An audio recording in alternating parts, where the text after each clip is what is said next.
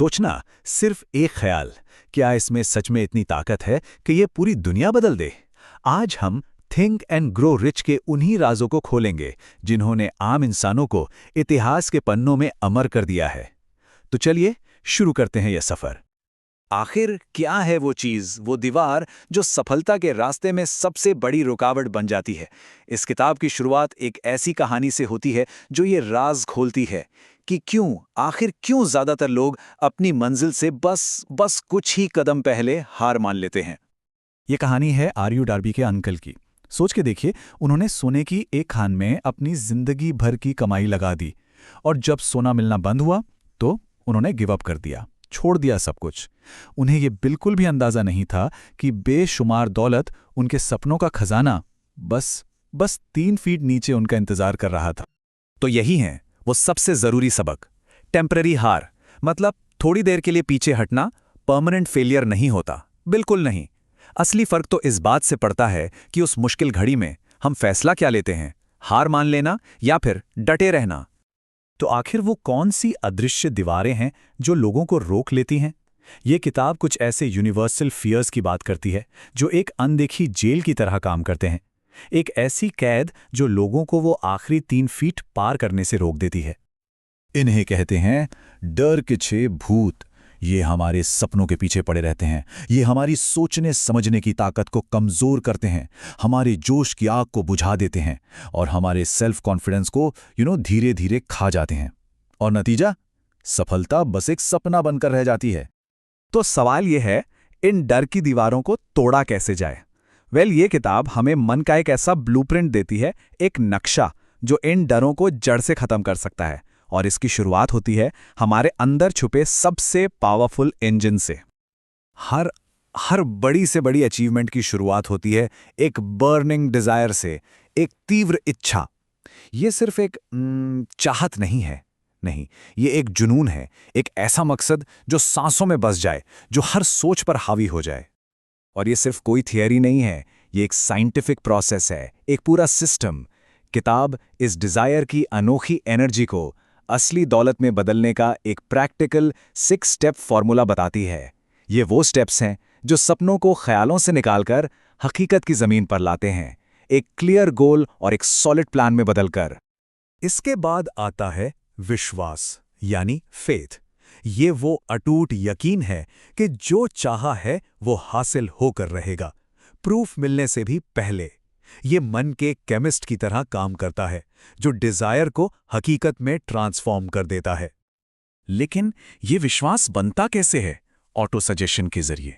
इसका मतलब है अपने सबकॉन्शियस माइंड को, अपने मन की गहराइयों को लगातार ये याद दिलाना कि क्या हासिल करना है, बार बार, जब तक कि वो बात आपकी सच्चाई ना बन जाए। तो ठीक है, इरादा मजबूत हो गया, विश्वास अटूट है। अब वक्त है उन टूल्स को इकट्ठा करने का जिनसे सफलता की इमारत खड़ी होगी। अक्सर लगता है कि नॉलेज इज पावर, पर यह पूरा सच नहीं है।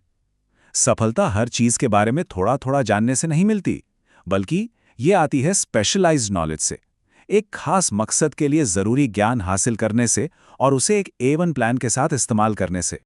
हेनरी फोर्ड की ये बात इस प्रिंसिपल को बिल्कुल साफ कर देती है। पता है, एक बार कोर्ट में उनसे उनकी कम जानकारी पर सवाल किया गया तो उन्होंने कहा कि उन्हें सब कुछ जानने की जरूरत ही क्या है, असली पावर तो ये जानने में है कि जब जरूरत पड़े तो इन्फॉर्मेशन कहां से मिलेगी। अब आती है इमेजिनेशन, यानी कल्पना। ये मन की वो वर्कशॉप है जहां हमारे सारे प्लान्स बनते हैं। ये डिजायर और प्लान को एक शेप देती है, और ये 2 अलग अलग तरह से काम करती है। पहला टाइप है सिंथेटिक इमेजिनेशन। ये क्या करती है?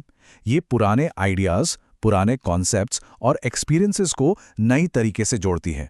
जैसे सोचिए, एक शेफ वही जाने पहचाने मसालों से एक बिल्कुल नई माइंड ब्लोइंग डिश बना देता है, बस वही।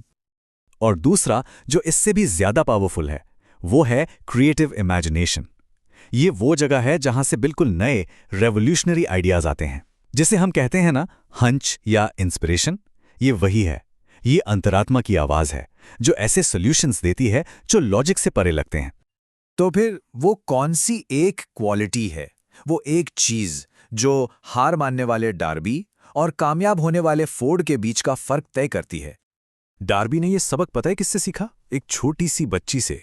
वो एक तगड़े आदमी के सामने डटकर खड़ी हो गई और बस चिल्लाती रही, मेरी मम्मी को वो 50 सेंट चाहिए। और वो 1 इंच नहीं हिली जब तक उसे वो पैसे मिल नहीं गए। उसी पल डार्बी को एहसास हुआ, असली सेल्स, असली सफलता ना सुनने की बात शुरू होती है। लेकिन ये जो परसिस्टेंस की लड़ाई है ना, ये अकेले लड़ने की जरूरत नहीं है। एक तरीका है अपनी ताकत को कई गुना बढ़ाने का। इसे कहते हैं मास्टरमाइंड प्रिंसिपल। जब 2 या 2 से ज्यादा लोग एक ही मकसद के लिए पूरे हार्मोनी के साथ जुड़ जाते हैं तो वो एक मास्टरमाइंड बनाते हैं। ये सिर्फ टीम वर्क नहीं है, ये वो सिनर्जी है जहां 1 और 1 11 हो जाते हैं। उनकी मिलीजुली एनर्जी एक तीसरा इनविजिबल माइंड बनाती है जो अकेले काम करने से कहीं कहीं ज्यादा पावरफुल होता है। और अब हम पहुंचते हैं इस सफर के सबसे ऊंचे मुकाम पर, वो आखिरी चाबियां जो सिर्फ सक्सेस नहीं बल्कि अपनी जिंदगी पर पूरी मास्टरी हासिल करने की ताकत देती हैं। जब इन सभी प्रिंसिपल्स पर मास्टरी हासिल हो जाती है तो सिक्स्थ सेंस जाग जाती है, छठी इंद्री। ये वो गहरी इंट्यूशन की पावर है जो सही वक्त पर सही आइडिया, सही इंस्पिरेशन देती है। ऐसा लगता है जैसे यूनिवर्स खुद रास्ता दिखा रहा हो। और किताब इस फाइनल कंक्लूजन पर पहुंचती है कि ये सब इसलिए पॉसिबल है क्योंकि हमारे पास उस एक चीज को कंट्रोल करने की पावर है जो हमारी रियलिटी को बनाती है, और वो है हमारे अपने विचार, हमारी सोच। तो अब सफलता का ब्लूप्रिंट भी है और सारे जरूरी टूल्स भी। अब सवाल ये नहीं है कि क्या किया जा सकता है, सवाल ये है कि अब बनाया क्या जाएगा। अपनी कहानी लिखने की शुरुआत आज से ही कीजिए।